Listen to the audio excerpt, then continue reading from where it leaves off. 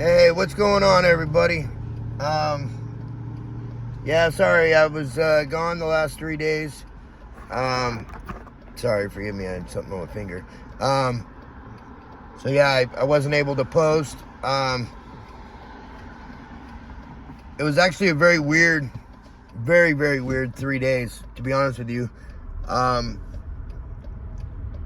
So the girl landed at the airport in Vegas, and I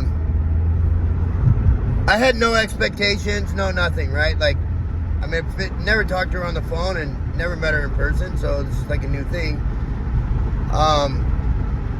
Totally a platonic thing in my eyes. I wasn't looking for anything or nothing like that. I mean, whatever. Truth be told, if something happened, I probably wasn't going to stop it, but I'm actually very proud of myself for what I did. A lot of people are probably going to think that this is messed up, but it was a huge step for me. So, any rate, so she got there, and so on her text messages, whenever we were texting, she'd write LOL after everything that she said. And I was like, that's kind of weird, you know, especially for an older woman. She's 2 years older than me. So I was like, you know, not really something you do, but whatever. I mean, you know, to each his own. I know why now she did that. It was true to life. Every fucking word that I said, every word that she said, came with this freaking cackle afterwards. It was the most annoying thing in the world. Like, you know, at first I thought, oh, okay, it's just nervous laughter, right? Like, I'm gonna see what happens, basically. That was hour one, and I'm not joking you. We were in Jack in the Box eating some food, and she was talking so loud. She was like, yeah, you know, back in Ohio. I'm like thinking in my head, like, nobody gives a fuck here that you're from Ohio. Like, I don't know if you've never been out of the state before. I don't know what the deal is, but holy shit, man. So after like 5 hours, I said, you know what? We're both adults here. This is not gonna work. I already got us a hotel room with 2 beds. I can sleep in my car. You're more than happy to, you know, I'm more than happy to let you stay in the room. I can help you get a flight back tonight if you want, or whatever, but we're not spending these 3 days together. And I didn't tell her really why. I just said, you know, like, you know, it's just not working out. I didn't go into detail. I didn't say your fucking laugh is driving me crazy, or the way you talk at it. You know, I talk a little bit loud. I know that. But I also have, you know, I learned how to go to the library when I was a kid, put it that way.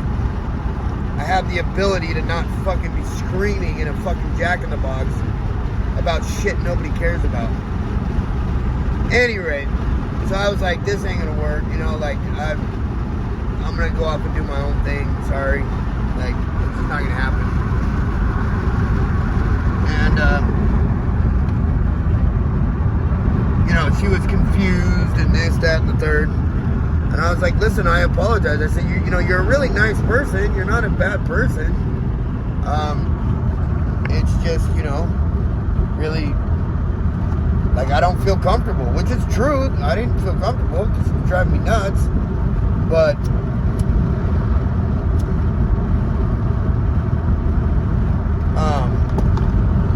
so she decided to go back to Ohio, so I dropped her off at the airport. I asked her if she wanted me to help her get a plane ride back or change her reservations or whatever. She's like, no, I'll take care of it. It's okay, cool.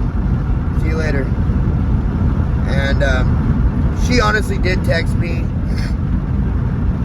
I say, you know, do me a favor, let me know that you got home safe. You know what I mean? She is an adult, but still, you know, I am a gentleman of those sorts.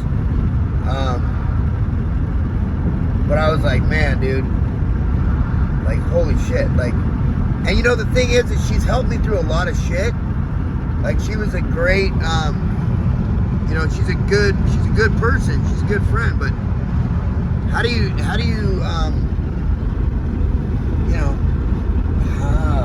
it's weird. I'm not about to get tangled up in anything that I'm not 100% comfortable with, period. Friends, acquaintances, co-workers, bosses, relationship, doesn't fucking matter. I don't care what the situation is. I'm not going to get fucking tangled up with people that I am not 110% comfortable with from the get-go and throughout. If there's a situation where I don't feel comfortable, I will fucking clip your ass now. I'm like, whatever, right? So, the other side of that coin is I didn't tell anybody where I was going, you know, because I didn't want the fucking, you know, the yada yadas and the you know, all the bullshit.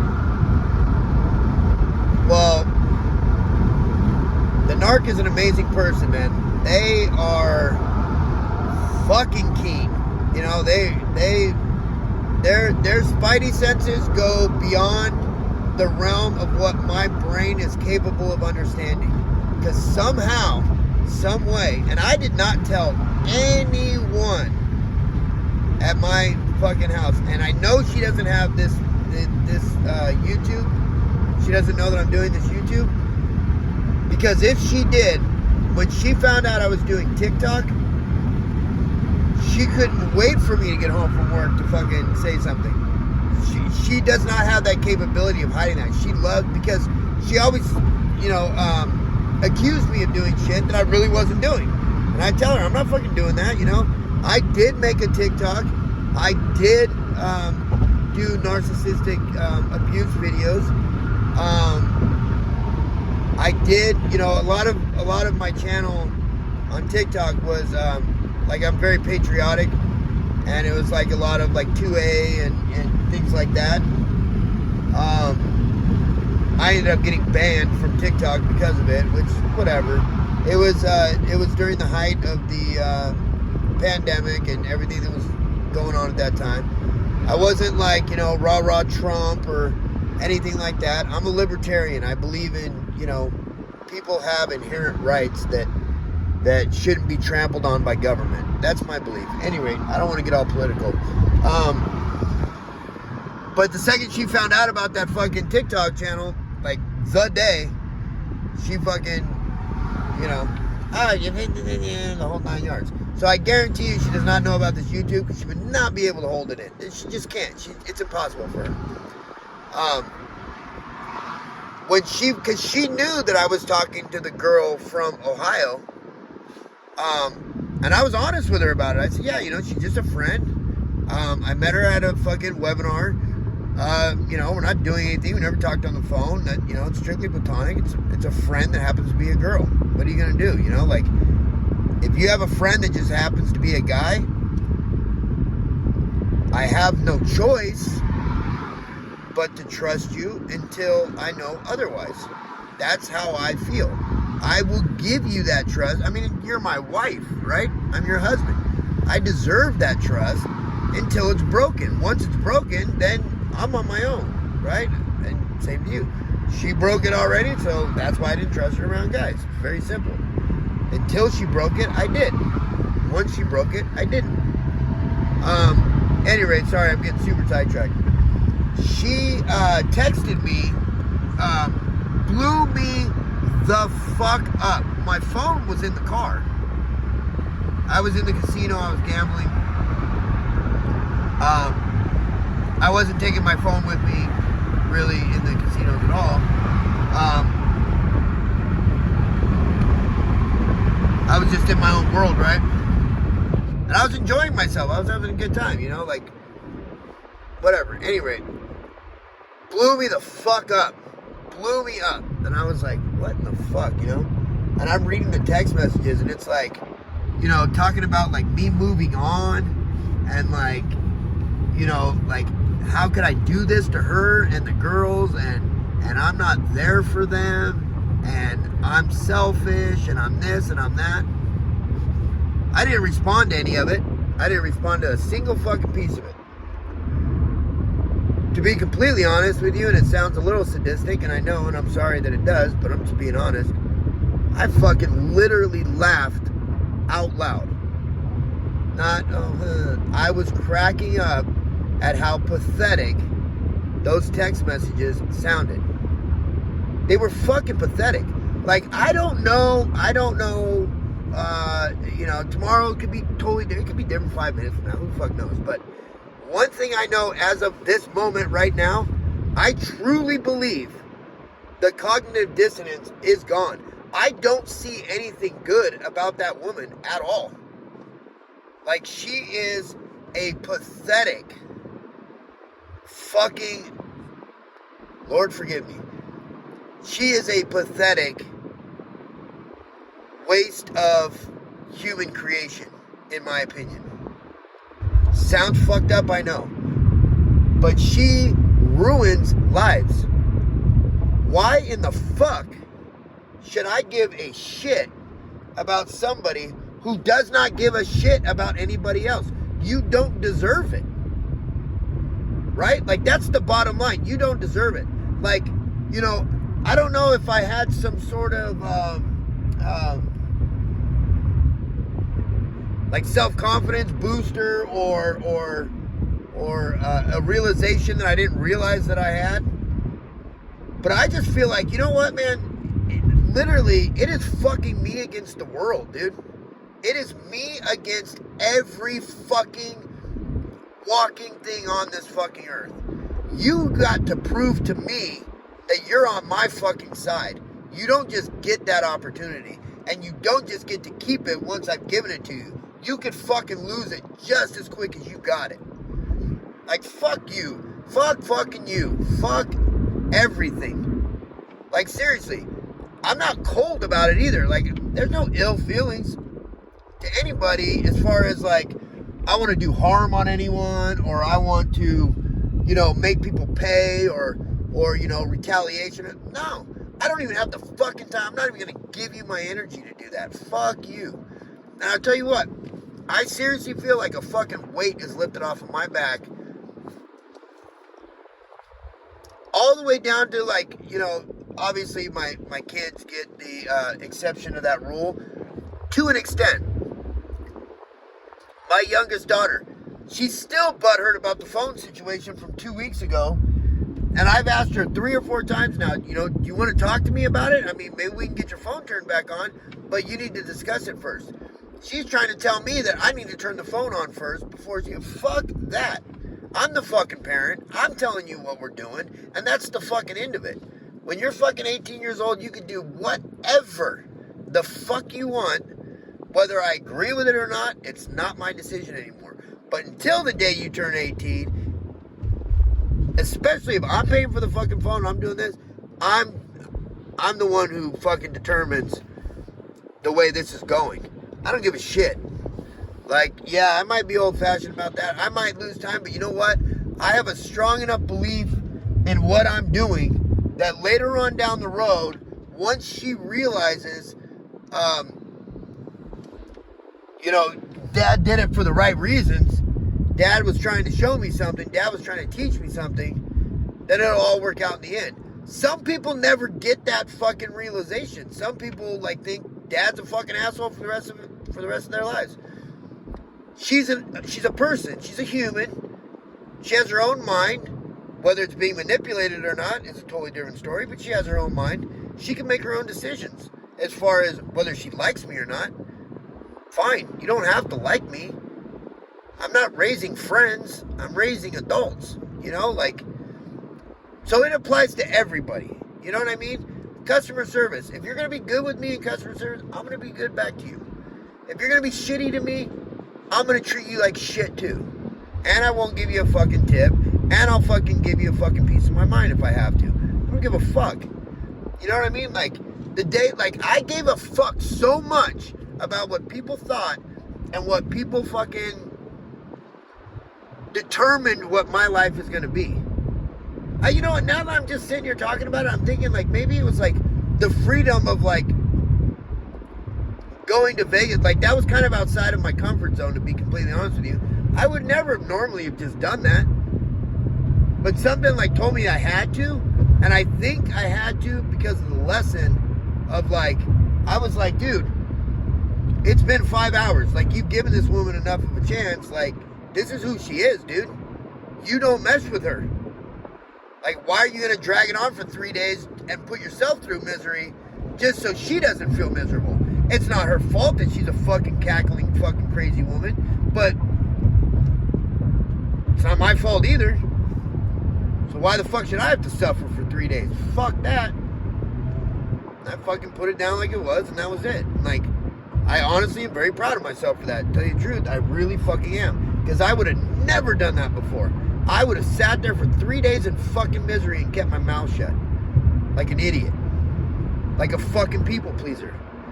Like, I don't want to be a fucking people pleaser. If I don't please you, I don't give a fuck anymore. Like, I don't have to please you. Who the fuck are you? Like, unless you're fucking going out of your way to please me, I'm not going out of my way to please you. I mean, you know, you're going to get the energy that you give. That's it. Like, and like I said, I'm not going to be an ass. I'm not going to go around like, oh, you know, fucking, fuck you, and this, you know, put this chip on my shoulder. No, I released the weight off of my back now. I'm not going to throw more on my shoulders. Fuck, that's stupid. And I'm still going to be me. I'm still going to be as nice as I can, but I'm going to be honest with myself, and I'm going to tell myself, listen, man, like, this isn't where you want to be right now, so what are you doing? Why are you in this situation? You know, I mean, obviously there's things that I'm going to do for other people that are going to be uncomfortable for me, and I've got to deal with that. But that's a case-by-case scenario. That's not every case.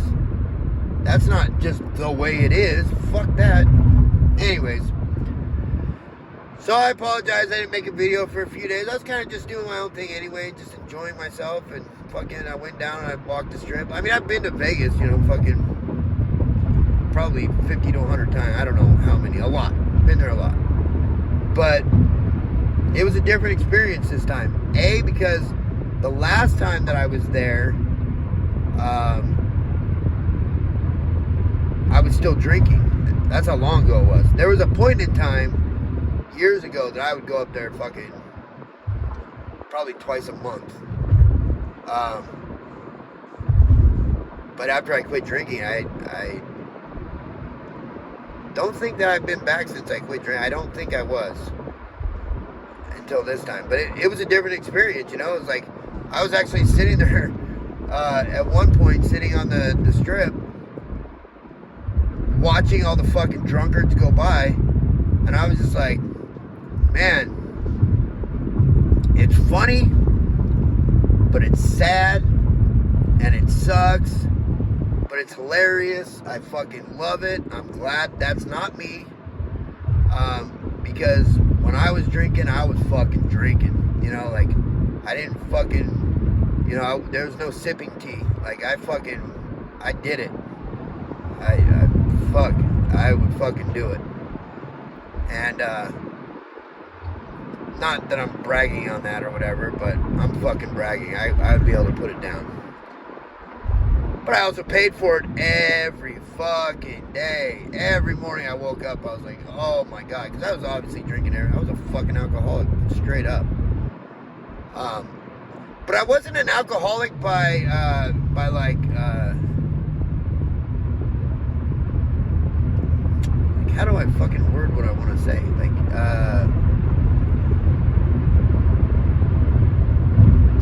fuck. Because everything's going to sound like a fucking excuse, but it's not. It's really not. I'm not trying to sound holier than thou either. Like I drank because I wanted to. It wasn't necessarily, I don't think I was, like, obviously, like, I probably started drinking, and I drink whatever, but I really enjoyed drinking up until, like, the last month, because the last month I got so fucking out of hand that, like, I don't know if I told the story already or not, but, like, I ended up leaving the family dog tied to a fucking hose bib in front of a liquor store. And, like, we had a chihuahua, well, they have now, I guess, a chihuahua. And I went to fucking Taco Bell to get food and realized I fucking left the dog sitting on the hose bib, or tied to the hose bib. That's the only thing that made me remember his little fucking stupid mascot from Taco Bell. So I had to sprint like 10 or 11 blocks, city blocks, back to the fucking dog. Dog was still there waiting for me. I ordered food, paid for it, but never got it because I fucking ran back to get the dog. And then I walked inside, stumbled into the house, fucking, because I walked everywhere I went. Like, our city's really small. And when I walked inside, my daughter, who was 8 at the time, I stumbled in. I kind of like fell onto the door as I was opening it. And my daughter asked me, "Hey, Dad, when are you ever going to be normal again?" I was like, "Oh, motherfucker, man. Like, that shit, like, fuck." And I was already like, fuck. I was already tripping because I just fucking forgot the dog. Like, it was one of those things. So the next day I decided, okay, I'm just not going to have a drink today. I went to the store and I bought them. Because I thought, I'm going to keep the same, like, thing. I'm just not going to drink them. But they're in the fridge. If I want them, they're right there. And I chose not to drink them that day. And then, like, a week went by. And I was like, hey, I'm starting to feel better, I didn't feel great for like 3 or 4 days. But after that, I was like, oh. And then after a week, I was like, I'm starting to really feel better. Then a month went by. And then I just stopped counting. And then fucking trip out on this. And then I'll get out of here. After like 4 years, so one of the drinks, I threw the rest of them away, but I kept the one drink. And it was in the fridge as a reminder to me every time I open the fridge, if you want a drink, it's right there. There's nothing stopping you from doing it except for yourself. You are the only thing that is keeping you from not opening that drink. So you have the fucking power. It's all in your hands. What are you going to do with it, right? It wasn't like, oh, but it's at the liquor store. There's no fucking, no excuses. It's right there at your fingertips. So you need to have the fucking power and control not to fucking use it. And I did. After 4 years, I opened the fridge one day to get something to drink. Wasn't alcoholic, whatever. That drink was gone. Like, what the fuck? What the fuck happened to that drink? The fucking narc threw it out. I go, what? Why would you throw that fucking away, dude? Like, that was like... That was like a symbol, a big time symbol. What the fuck? It's like, oh, I thought, you don't want it anymore since you're not drinking. I didn't think you needed it. I even told her the symbolism behind it. Unbelievable. Anyways, I hope you guys have a blessed day. I'm glad to be back home though. Get back to life. I got a few side jobs coming up. Like, things are good. You know what I mean? Like, I talked to my roommate last night. He let me slide on fucking April's rent because, I'm trying to get things situated. Everything's happening so fast. So he let me slide on that. Just got to get a May's rent, which is cool.